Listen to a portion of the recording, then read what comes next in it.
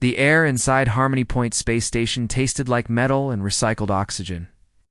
Commander Jake Morrison sat in the dimly lit corner of the neutral zone cantina, nursing his third cup of synthetic coffee.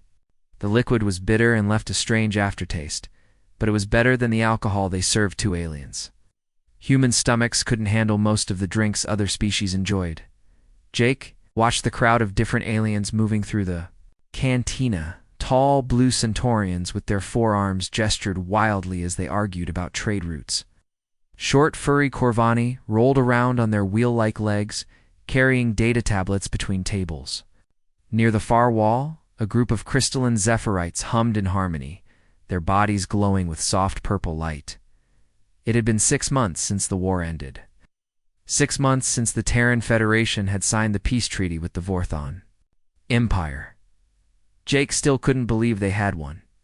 When the war started 3 years ago, most military analysts predicted humanity would last maybe 6 months against the mighty Vorthon war machine. The reptilian aliens had been conquering star systems for over 2 centuries. They had better ships, more soldiers, and weapons that could crack planets in half. Yet here Jake sat, wearing the uniform of the victorious side. A shadow fell across his table. Jake looked up to see a Vorthon standing nearby, shifting nervously. From foot to foot, the alien was about 7 feet tall, with green-brown scales covering his body. But these scales were wrong. Large patches were missing, revealing pale scar tissue underneath. Burn marks covered the left side of his face. His left arm had been replaced with crude mechanical parts that clicked and whirred with each movement. Commander Morrison. The alien's voice came through a translation device clipped to his throat. The machine made his words sound flat and emotionless, but Jake could hear the nervousness underneath. That's me. Jake gestured to the empty chair across from him. You can sit if you want. The Vorthon hesitated, then carefully lowered himself into the chair. His mechanical arm made grinding sounds as he placed it on the table. My name is Zekai. I was once a warrior captain in the Vorthon Imperial Fleet. Jake raised an eyebrow. Most Vorthon officers had been reassigned to civilian jobs after the war. It was rare to meet one who still admitted to his military past. What can I do for you, Captain? Former Captain, Zekai corrected quickly. I no longer serve the Empire. I have been discharged from duty due to my injuries. The alien looked around the cantina nervously, as if checking to see who might be listening. Most of the other patrons were focused on their own conversations. The background noise of dozens of different languages mixed together into a constant hum. I have a request, Zekai continued. I wish to speak with you about the war, about what your people did during the fighting. Jake frowned. There are official channels for that kind of thing. War historians, peace commission investigators. Why come to me? Zekai's scarred face twisted into what might have been a smile on a human. On a Vorthon, it looked more like a grimace. Because they would not believe what I have to say. They would think I was making stories to excuse our defeat. But you, you were there. You know what humans are capable of in war? I fought in a few battles, Jake admitted. Nothing special. I commanded a destroyer in the Outer Rim campaigns, the USS Ranger, Zekai said immediately.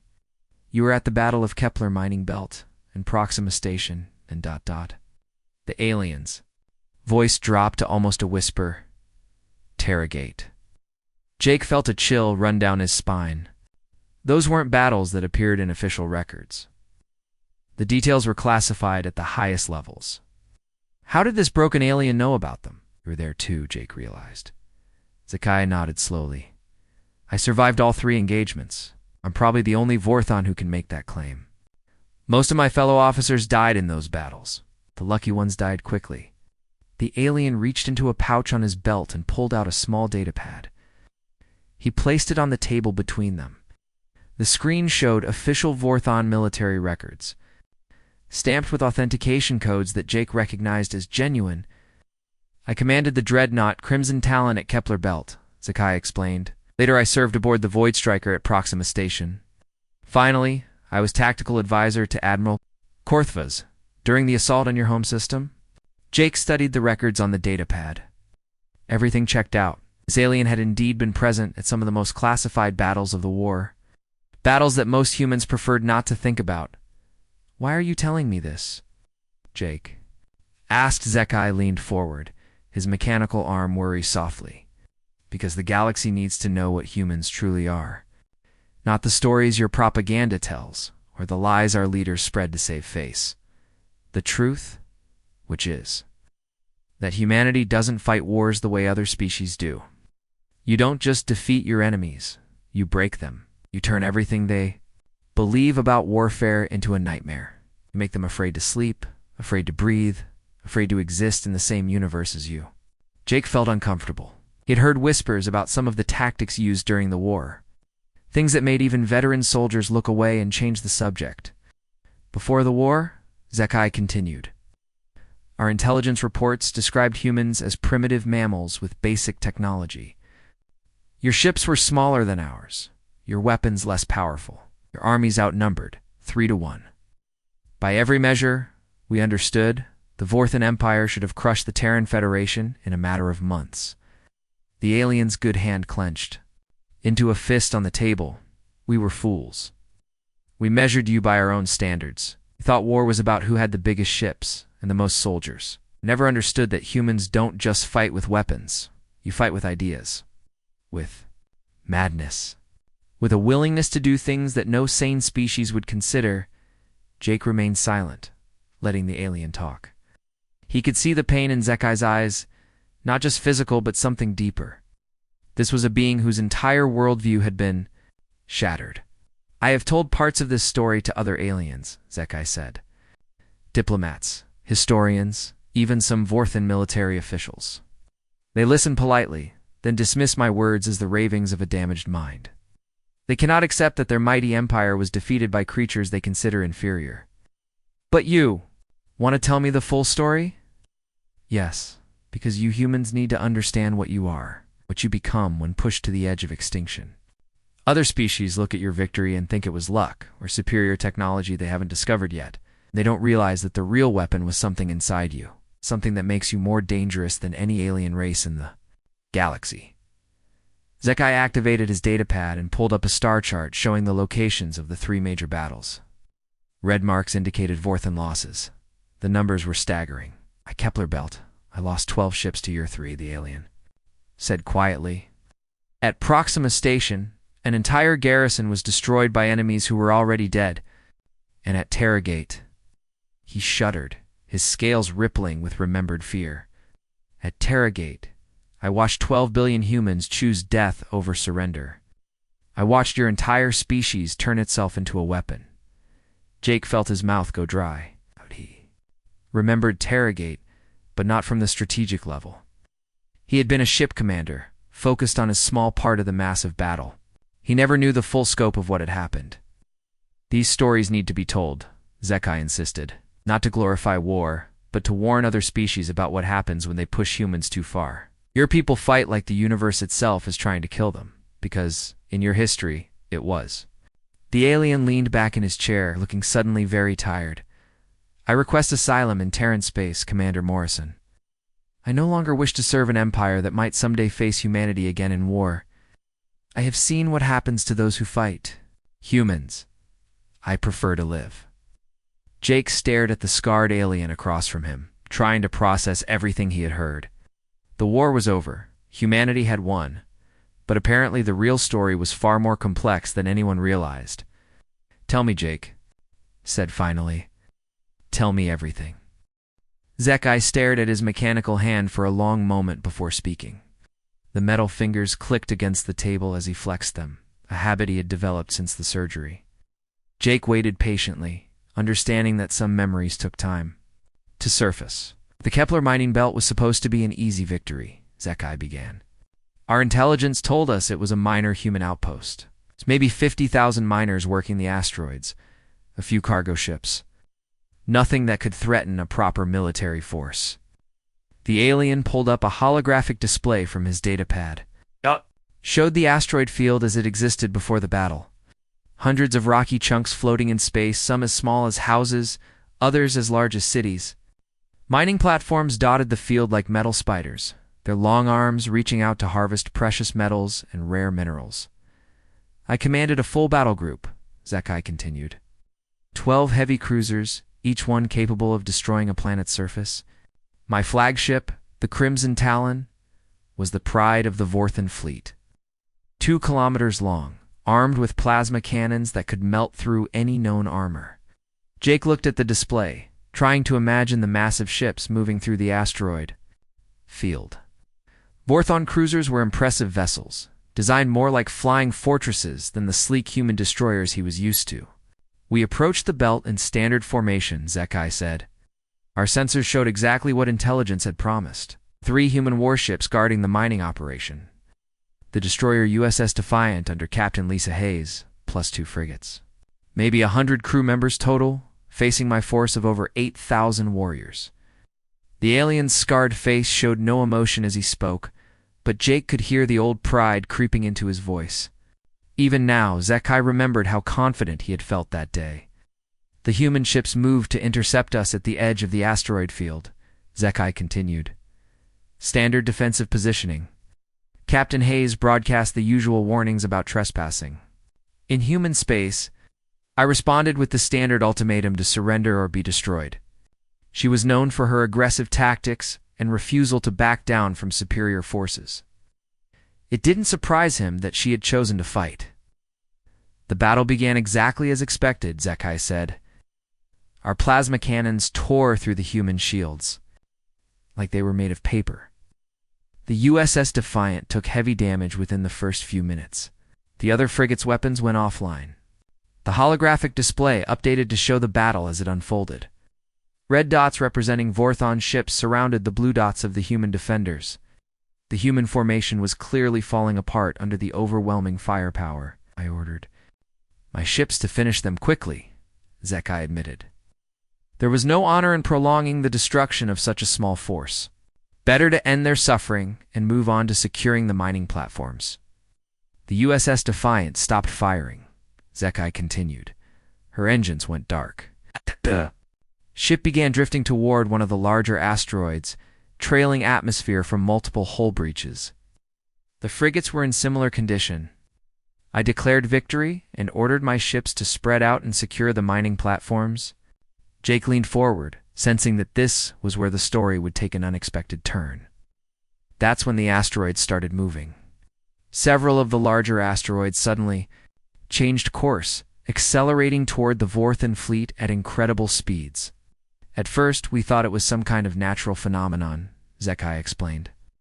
Asteroid collisions can create chain reactions, sending debris flying in all directions. But these rocks were moving too precisely, too purposefully. The alien zoomed in on one of the approaching asteroids. Jake could see that it had been hollowed out, its interior fitted with massive chemical rockets and guidance systems. The miners had been preparing for months, Zekai realized. Every large asteroid in the belt had been converted into a kinetic weapon. They used their mining equipment to bore holes through solid rock, then installed propulsion systems powerful enough to accelerate thousands of tons of stone to devastating velocities. Jake watched in fascination as the display showed dozens of weaponized asteroids converging on the Vorthon fleet. The timing was perfect, creating a crossfire that made evasion nearly impossible. My ships tried to maneuver, but we were trapped, Zekai said bitterly. The asteroid field that we thought would provide cover for our approach had become a maze of incoming projectiles. Plasma cannons designed to fight other starships were useless against solid rock moving at orbital speeds. The first asteroid struck a Vorthon cruiser amidships, the impact visible even on the holographic display. The crushing fist was destroyed instantly, Zekai reported with military precision. 2,000 crew members dead in seconds. The kinetic energy was so great that debris from the impact damaged to nearby ships, but the asteroids were just the beginning. As my fleet struggled to avoid the bombardment, our sensors detected new contacts, Zekai continued. The human ships we thought we had destroyed were powering up again. Their engines came online. Their weapons began charging. Jake felt a chill of recognition. He had heard rumors about this tactic, whispered stories of human crews playing dead, until the perfect moment to strike. Captain Hayes had never intended to win a conventional battle, Zekai explained. She knew her 3 ships couldn't defeat 12 Warthan cruisers in direct combat, so she created a different kind of battle entirely. The display showed the USS Defiant emerging from behind a large asteroid, her hull scorched and venting atmosphere, but her main guns still functional. The 2 frigates followed, using the chaos of the kinetic bombardment to mask their approach. My ships were scattered and disoriented, trying to avoid the asteroid strikes. The humans attacked our weak points, Zekai said. They targeted our engines, our sensor arrays, our communication systems, not to destroy us, but to cripple us. Jake watched as the human ships darted between the asteroids like deadly fish, striking at the confused Vorthan formation. Each attack was precise, calculated to cause maximum disruption with minimal risk. The steel crusher lost its main engines and began drifting into the path of another incoming asteroid, Zekai reported. The Warhammer's sensors were destroyed, leaving her crew blind and helpless. Ship after ship in my fleet was disabled, or destroyed, not by superior firepower, but by superior tactics. The alien's mechanical hand clenched into a fist. I realized that we had been thinking about the battle all wrong. We came prepared to fight 3 human ships. Instead, we found ourselves fighting an entire asteroid field that had been turned into a weapon. Jay could imagine the confusion and terror aboard the Vorthan ships as their assumptions about warfare were shattered around them. I ordered a retreat, Zekai admitted. There was no shame in withdrawing from an impossible situation. But even that proved difficult. The asteroids continued their attack, and the human ships harassed us as we tried to escape. To display showed the surviving Vorthon vessels limping away from the asteroid field, their formations broken and their confidence shattered. Of my 12 cruisers, only 4 escaped with minimal damage, Zekai concluded. 3 were completely destroyed. 5 others were so badly damaged they had to be abandoned. Over 6,000 Vorthan warriors died that day. Defeated by an enemy force, they outnumbered 40 to 1. Jake studied the tactical display, trying to understand the full implications of what he was seeing. The humans hadn't just won an impossible battle, they had redefined what battle meant. Captain Hayes never tried to match our firepower, Zekai observed. Instead, she turned our strength against us. Our size made us easy targets. Our formation made us predictable. Our confidence made us careless. The alien looked directly at Jake, his scarred face serious. That was my first lesson about human warfare. You don't fight the battle your enemy expects. You create a completely different battle, one where their advantages become weaknesses. Jake nodded slowly, beginning to understand why the Vorthan Empire had ultimately chosen peace over continued war. But that was only the beginning, Zekai warned. The next battle would teach me that humans plan not just for victory, but for defeat. Zekai ordered another drink from the cantina's automated server. The pale green liquid that arrived smelled like copper and made Jake's nose wrinkle, but the alien drank it without hesitation. Jake noticed that Zekai's mechanical hand shook slightly as he lifted the glass. After Kepler Belt, I was reassigned to a new ship, Zekai began. The High Command decided that my experience fighting humans made me valuable, despite the defeat. They gave me the Void Striker, a heavy destroyer, and stationed me at Proxima Station. Jake recognized the name immediately. Proxima Station had been one of humanity's most important military bases before the war, controlling access to 3 major shipping routes. Its loss early in the conflict had been a devastating blow to human logistics. The station was massive, Zekai continued, activating his datapad to show a 3-dimensional model, 15 kilometers long, with docking bays for 100 ships, shield generators powerful enough to protect an entire fleet, weapon platforms that could destroy anything smaller than a battleship. The holographic display rotated slowly, showing the station's impressive defenses. Jake could see why the Vorthans had been confident about holding it. The station looked like a metal city floating in space, bristling with weapons and surrounded by defensive satellites. We had been in control of Proxima Station for 8 months, Zekai explained. 3 full battle groups were stationed there, including my destroyer and 2 dreadnoughts. The humans had tried to retake it twice, but our defenses were too strong. Each attack had been repelled with heavy losses. Jake sipped his synthetic coffee, waiting for the alien to continue. He could already sense that this story would be different from the asteroid battle. There was something in Zekai's voice, a deeper kind of fear. Then Commander Ben Parker arrived with Task Force 7, Zekai said.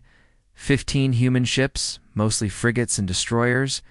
Against our 47 vessels and the station's fixed defenses, it seemed like another suicide mission. The display, updated to show the approaching human fleet, could see immediately that the humans were vastly outnumbered. Even with the element of surprise, it would be nearly impossible for them to succeed against such overwhelming odds. I was serving as tactical advisor to Admiral Dekvar by then, Zekai continued. I warned him about human unpredictability, but he dismissed my concerns. The numbers were clear. We had more ships, more firepower, better position. There was no way 15 human vessels could threaten a fortress like Proxima Station. Zekai's scarred face twisted into that grimace that served as a Vorthan smile. I should have known better. Ouch, ouch, ouch, ouch, ouch. After Kepler Belt, I should have realized that humans don't care about impossible odds. The alien manipulated the display to show the beginning of the battle. The human fleet approached in a standard attack formation. Their ships spread out to minimize damage from the station's heavy weapons. Commander Parker opened with a direct frontal assault, Zekai reported. No tricks, no clever tactics. His ships charged straight at our defenses, firing everything they had. It was almost disappointing after the complexity of the asteroid. Battle. Jake frowned. A frontal assault against a fortified position was exactly the kind of conventional thinking that humans usually avoided. It didn't match the tactical brilliance they had shown at Kepler Belt. The battle proceeded exactly as Admiral Dekdar predicted, Zekai continued. Our shield generators absorbed the human weapons fire. Our plasma cannons tore through their formations. Within an hour, 6 human ships had been destroyed, and the rest were retreating with heavy damage. The display showed the human fleet pulling back, several ships trailing debris in atmosphere. It looked like a standard military defeat, the kind of result that could be expected when a small force attacked a superior position. We celebrated our easy victory, Zekai admitted. Admiral Vekvar commended the crew for their efficient defense. I filed a report noting that this human attack had been far more conventional than their previous tactics. Perhaps they were, finally learning to respect Vorthon military superiority, but something in the alien's tone suggested that the celebration had been premature. The problem started 3 hours after the human retreat, Zekai continued. Small things at first. A malfunctioning gravity generator in Section 7, communication relay that stopped working in the command center, a food processor that began producing inedible paste instead of proper meals. Jake leaned forward, sensing that these weren't random equipment failures. Engineering teams were dispatched to investigate, Zekai explained. They found nothing wrong with the equipment. All systems checked out as functioning normally. The problems seemed to fix themselves after a few hours, so we attributed them to battle damage and stress on the station's infrastructure. The aliens. Mechanical hand clicked against his glass as he set it down. But the malfunctions continued. Every day brought new problems. Life support would fluctuate in random sections. Turbolift cars would stop between floors for no apparent reason. Weapon targeting systems would suddenly become inaccurate during routine drills.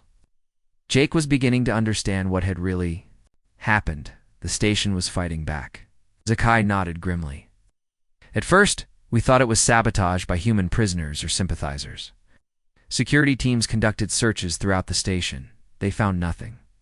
No hidden explosives, no unauthorized personnel, no signs of tampering with critical systems. The alien pulled up a new section of his datapad showing engineering reports from that time period. The list of malfunctions was extensive and seemed to be growing longer each day. The breakthrough came when one of our technicians noticed something strange in the station's main computer core, Zekai continued. Buried deep in the operating system were thousands of tiny programs that shouldn't have been there. They were dormant, inactive, but they were definitely present. Jake felt a chill of recognition. He had heard whispers about this kind of warfare. In classified briefings? Digital ghosts, some called them. sleeper programs that could wait years for activation. Our computer specialists tried to remove the programs, Zekai explained. But they were integrated too deeply into the station's systems. Removing them would require shutting down life support, artificial gravity, and every other critical function. The station would become uninhabitable. The alien's voice dropped to barely above a whisper. That's when we realized the truth. Humans hadn't lost Proxima Station. They had given it to us. But they had made sure we could never truly possess it. Jake stared at the holographic display, trying to imagine the psychological impact of living on a station that was actively working. Against its occupants, the programs weren't just causing random malfunctions, Zekai continued. They were learning, adapting. They studied our routines, our procedures, our weaknesses. Every day, the problems became more targeted, more disruptive. The display showed a timeline of increasingly sophisticated system failures. Weapons would malfunction during combat drills. Shields would drop for microseconds during routine maintenance. Communication systems would fail during important briefings. The breaking point came during the second human attack on the station, Zekai said. Commander Parker returned with reinforcements, launching another frontal assault. But this time, the station's defenses began failing at critical moments. Jake watched as the display showed the second battle. The human fleet approached just as before, but now the station's response was chaotic and uncoordinated. Weapon batteries would power down just as human ships entered their firing arcs, Zekai reported. Shield generators would cycle offline for 30-second intervals. Blast doors would seal randomly, trapping repair crews away from damaged systems. The alien's scarred face showed genuine fear as he relived the memory. It was like fighting an enemy that could control our own weapons. Every system we depended on became unreliable. Our mighty fortress had become our prison. Jake could imagine the terror of the Vorthon defenders, never knowing when their own station would betray them. But the worst part wasn't the system failures, Zekai continued. It was the realization of how long the humans had been planning this. These programs hadn't been installed during the battle. They had been placed throughout the station months or even years before the war began. The implications were staggering. It meant that humans had been preparing for defeat long before the first shot was fired. They had accepted that they would lose Proxima Station, but they had made sure the victory would be hollow. As the second battle raged, more programs activated, Zekai explained. Emergency bulkheads sealed randomly, dividing our forces. Life support began cycling between different atmospheric mixtures, making it difficult to breathe. Artificial gravity reversed in several sections, sending equipment and personnel flying into the ceiling. The display showed the chaos aboard the station as its own systems turned against the Vorthon defenders. It was like watching a building collapse from the inside. There was no point in defending a position that was actively helping the enemy. But even the evacuation was complicated by system failures. Docking bay doors wouldn't open. Ship guidance systems malfunctioned. Transport scheduling became impossible. Zekai stared into his empty glass for a long time before speaking again. His mechanical hand trembled as he set it down, the metal fingers clicking against the table. Jake could see that whatever memory came next was the worst of all. Gate, Zekai whispered. The final battle of the war. The moment when the Vorthon Empire committed everything to one last push toward Earth itself. The alien activated his datapad with shaking fingers. The holographic display showed the Sol system, with Earth glowing blue and white at its center. Surrounding the planet was a massive network of defense platforms, space stations, and orbital fortresses. By this point in the war, the Empire had suffered heavy losses, Zekai explained. But our leaders believed that one decisive victory could still turn the tide. If we could capture or destroy Earth, humanity would have no choice but to surrender. Jake studied the display, noting the impressive scale of Earth's defenses. The Terragate network was humanity's last line of protection, a ring of weapons and shields designed to protect the homeworld at any cost. Admiral Korthvas was chosen to lead the assault, Zekai continued. He commanded the largest fleet in Vorthon history, 237 capital ships, including 15 dreadnoughts and the super battleship Eternal Victory. Nearly 500,000 warriors committed to this single battle. The display updated to show the massive Vorthan armada approaching the outer edge of the Sol system. The fleet was so large it looked like a moving constellation, each ship bristling with weapons designed to crack planets. I was assigned as Admiral Korthvis's tactical advisor, Zekai said. My experience fighting humans was considered valuable, despite my previous defeats. I tried to warn the Admiral about human unpredictability, but he was confident that sheer numbers would prevail. Jake could imagine the scene. A broken alien trying to explain the impossible to commanders who had never faced human desperation firsthand. Our intelligence reports showed that Earth's defenses had been weakened by the Long War, Zekai continued. Most human fleets were engaged in battles across the galaxy. The Terragate network appeared to be defended by only 30 warships. Under Admiral Kate Sullivan, plus the orbital platforms around Earth, the alien's scarred face showed bitter amusement. 30 ships against 237. Even accounting for the defensive platforms, we possessed overwhelming superiority. Victory seemed certain. But Jake could hear the fear creeping into Zekai's voice. Whatever had happened at Terragate, it had broken something fundamental in the alien's understanding of warfare. The battle began as expected, Zekai reported. Admiral Sullivan's fleet moved to intercept us at the edge of the system. Her ships fought brilliantly, using every tactic in the human playbook. They struck at our flanks, targeted our command ships, used asteroids and debris as cover. The display showed the human fleet darting between the much larger Vorthan ships, like small fish attacking whales. Their tactics were clever, but the math was inexorable. 30 ships simply could not defeat 200. For 6 hours, the humans delayed our advance, Zekai continued. They made us pay for every kilometer, destroyed 12 of our ships, and damaged dozens more. But slowly, inevitably, we pushed them back toward Earth. Jake watched as the holographic battle unfolded. The human fleet was clearly fighting a losing battle, trading their lives for time but unable to stop the massive Vorthan advance.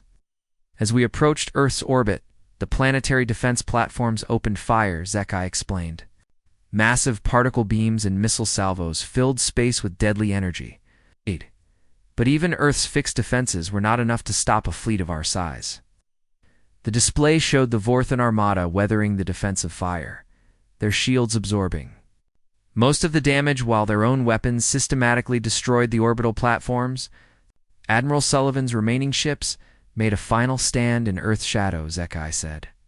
They had been reduced to maybe 10 functional vessels, but they refused to retreat. I remember thinking that their courage was admirable but pointless. Jake could picture the scene, a handful of battered human ships making a last, desperate stand, while the blue marble of Earth hung vulnerable behind them. That's when Admiral Korthvis opened a communication channel to Earth, Zekai continued. He offered terms for surrender. Humanity could preserve its homeworld and population in exchange for total submission to the Vorthan Empire. It was a generous offer considering the circumstances. The alien paused, his mechanical hand clenching into a fist. The response came not from any government or military leader, but from ordinary human civilians. Millions of voices, all speaking. The same words: no surrender, no submission, no quarter. Jake felt a chill run down his spine. He had heard stories about the final day of the war, but never from an enemy perspective. As the civilian response echoed across our communication channels, something impossible began happening, Zekai whispered. Ships started rising from Earth's surface, not military vessels, but civilian craft. Cargo haulers, passenger transports, mining ships, private yachts, even small personal shuttles. The display updated to show thousands of contacts lifting off from Earth simultaneously. What had been a clear tactical situation suddenly became chaos as the planet's entire civilian fleet joined the battle. At first, we thought they were evacuating, Zekai explained.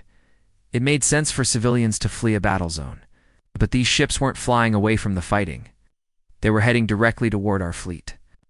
Jake watched in fascination. As the civilian vessels formed into rough attack formations, there were so many of them that they looked like a swarm of insects rising from Earth's surface. Admiral Korthvis ordered our point defense systems to engage the civilian fleet, Zekai continued. We assumed they were some kind of last-ditch attack, poorly armed civilian ships trying to ram our vessels. It seemed like a desperate waste of life. But something in the alien's voice suggested that the situation was more complex than a simple suicide charge. As our weapons fired on the approaching civilians, we began receiving transmissions from the ships themselves, Zekai said. Not distress calls or surrender offers. They were singing. The alien's scarred face showed genuine terror at the memory. 12 billion human voices, all singing the same song. Children, elderly, families, individuals. Every person on every ship. Their voices joined together in a melody that filled every communication frequency. Jake felt goosebumps rise on his arms. He could imagine the psychological impact of hearing an entire species sing as they flew toward certain death. The civilian ships began ramming our vessels, Zekai reported. But these weren't desperate attacks. Each impact was precisely calculated.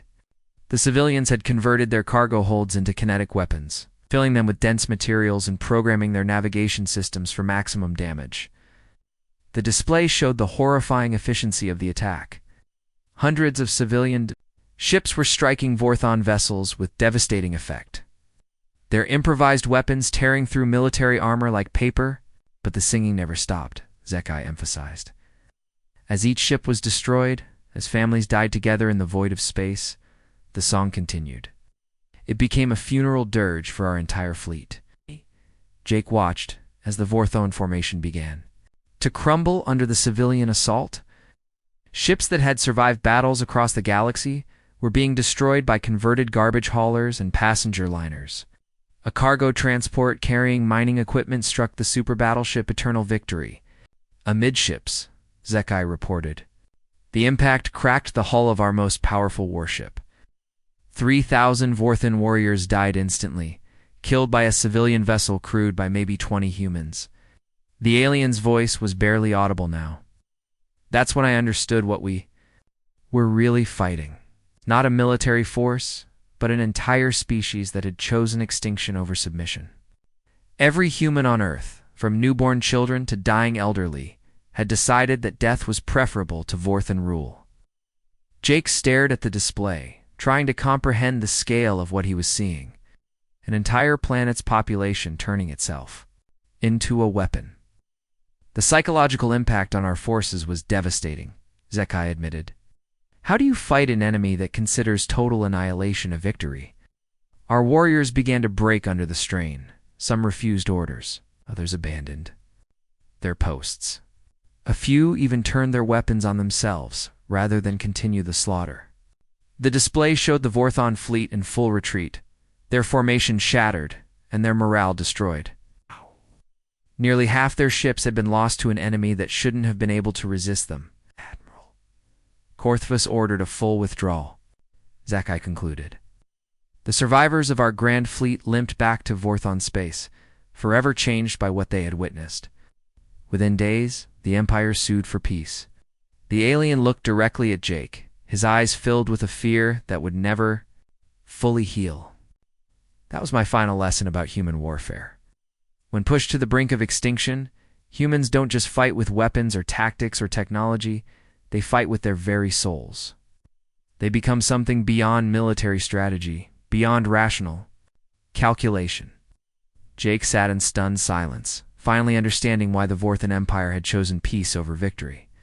No species in the galaxy can defeat an enemy willing to sacrifice everything. The cantina had grown quieter as the station shifted into its night cycle. Most of the alien patrons had left, returning to their ships or temporary quarters. Only a few stragglers remained, nursing drinks and conducting whispered business deals. Jake and Zekai sat in their corner booth, surrounded by the weight of the stories that had been shared. Zekai stared at his datapad, the holographic display now showing a simple star map of the galaxy. Red markers indicated former Vorthon territories. Blue markers showed human space. The boundary between them was jagged and complex, a testament to 3 years of brutal warfare. Those 3 battles represent only a fraction of what humans are capable of, Zekai said quietly. There were other engagements, other demonstrations of your species' approach to warfare. Each one taught us something new about the depths of human determination. Jake waited patiently for the alien to continue. He could see that Zekai was struggling with how to explain something that went beyond simple military tactics. Battle of Rigel Prime. Human Marines continued fighting for 6 days after their orbital support was destroyed, Zekai continued. They had no hope of evacuation, no possibility of victory.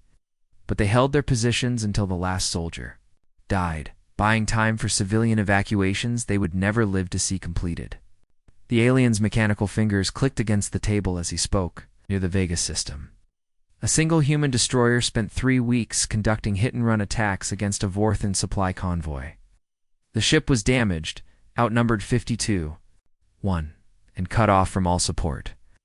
By every military standard, the crew should have surrendered. Instead, they destroyed 47 cargo vessels before finally being overwhelmed. Jake listened to the litany of desperate last stands and impossible victories. Each story painted a picture of a species that simply refused to accept defeat under any circumstances. But perhaps the most disturbing incident occurred at Tau Ceti. Zekai said, his voice dropping to barely above a whisper. A human research. The station was captured by Vorthan forces. Scientists were taken prisoner and interrogated about their work on defensive technologies.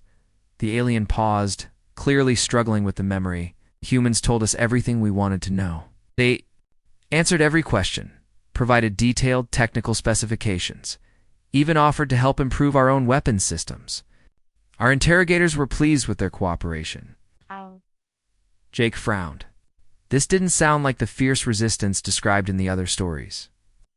It wasn't until 3 months later that we discovered the truth, Zekai continued. Every piece of information the humans had provided was carefully designed to sabotage our war effort. Technical specifications that would cause weapons to malfunction, defensive improvements that would actually weaken our ships, scientific theories that led our researchers down dead-end paths for months. The alien's scarred face showed a mixture of admiration and fear. The humans had turned their own capture into a weapon against us. They sacrificed their freedom, their safety, perhaps their lives, to feed us false information that would help their species win the war.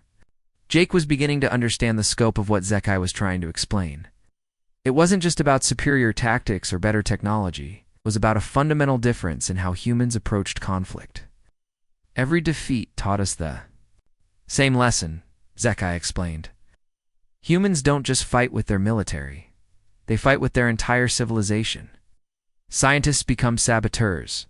Civilians become weapons. Children become soldiers. Your entire species transforms itself into an instrument of war. The alien manipulated his datapad to show casualty reports from various battles. The numbers were staggering, representing millions of lives lost on both sides. The Vorthon Empire has conquered dozens of star systems over the past 2 centuries, Zekai said. We have faced species with superior technology, larger populations, and more advanced weaponry. But we had never encountered a civilization that was willing to destroy itself rather than accept defeat. Jake thought about the implications of what he was hearing. Humanity had won the war not through superior strength, but through superior commitment. They had been willing to pay any price for victory. The psychological impact on our forces was devastating, Zekai admitted. Warriors who had fought bravely against other species began requesting transfers to avoid human combat zones. Veterans of dozens of battles refused to serve on ships assigned to human space. Some even deserted rather than face your people in combat. The alien's mechanical hand clenched into a fist. How do you maintain morale when your enemy considers death a victory? How do you plan strategy against opponents who treat impossible odds as normal circumstances? How do you negotiate with people who would rather see their entire species extinct than accept any terms you might offer? Jake was starting to understand why the Vorthan Empire had sued for peace despite their superior numbers and technology. Fighting humans wasn't just militarily difficult, it was psychologically traumatic. The final decision to end the war came after Terragate, Zekai explained.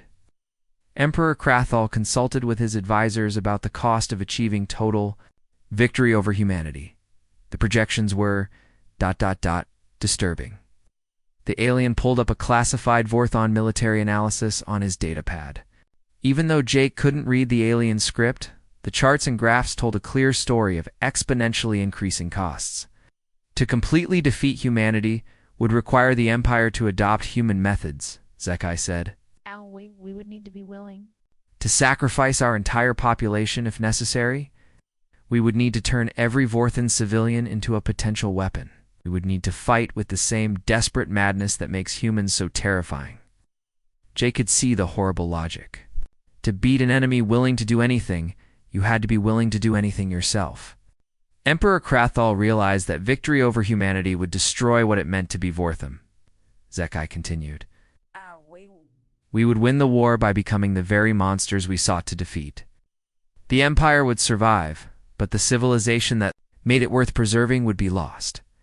The alien shut off his datapad and looked directly at Jake. That's why I'm here, Commander Morrison. That's why I'm telling you these stories. The galaxy needs to understand what humanity truly represents. Jake leaned forward, sensing that this was the core of Zekai's message. Your species doesn't. Just fight wars, Zekai explained. You redefined what war means. You turn every weakness into a strength, every defeat into a lesson, every loss into motivation for ultimate victory. Make warfare itself into something unrecognizable. The alien's scarred face showed deep respect mixed with genuine terror. But there's another side to this coin. The same fierce determination that makes humans terrifying enemies also makes them incredible allies. Several former Vorthan colonies have already petitioned to join the Terran Federation. Jake raised an eyebrow at this information. He hadn't heard about defecting Vorthon worlds. They understand what I learned too late, Zekai continued. It's better to have humans as protectors than to face them as enemies. Your people fight just as fiercely to defend their friends as they do to destroy their foes. The alien stood, up slowly, his mechanical arm worry as he gathered his belongings. I have one final request, Commander Morrison. I formally petition for asylum within Terran space. I no longer wish to serve an empire that might someday again face humanity in war. Jake considered the request carefully. Granting asylum to a former enemy officer would require extensive paperwork and security clearances. But the intelligence value of Zekai's knowledge could be significant. I can start the process, Jake said finally. But you'll need to undergo extensive debriefing sessions. The Federation is always interested in understanding how our enemies perceive us. Zekai nodded gratefully. I expected as much. I'm prepared to share everything I know about Vorthan, military capabilities, strategic planning, and psychological weaknesses. Consider it payment for the protection you're offering. The alien paused at the edge of the booth, his expression becoming serious. But I have one final warning to offer, not just to you, but to any species that might be listening. Do not fight humans unless you are prepared to become them, because that is what victory against humanity requires. Jake watched as Zekai walked away, his damaged form disappearing into the shadows of the cantina. The alien's warning echoed in his mind, along with all the stories of impossible human victories and unthinkable sacrifices. As Jake finished his synthetic coffee, he began composing his report to Terran Command in his head. The psychological impact of human warfare on enemy forces was clearly significant. This information could be weaponized, turned into another tool for future conflicts. The thought disturbed him slightly. Even now, even in peace, humanity was looking for ways to become more effective at war. Perhaps that was what made them truly dangerous, not just their willingness to fight, but their constant evolution as warriors. Jake left the cantina and walked toward the docking bay where his shuttle waited. As he moved through the corridors of Harmony Point, he passed representatives of dozens of alien species. Some nodded respectfully when they saw his human uniform. Others looked away nervously. All of them had heard stories about what humans could do when pushed to their limits.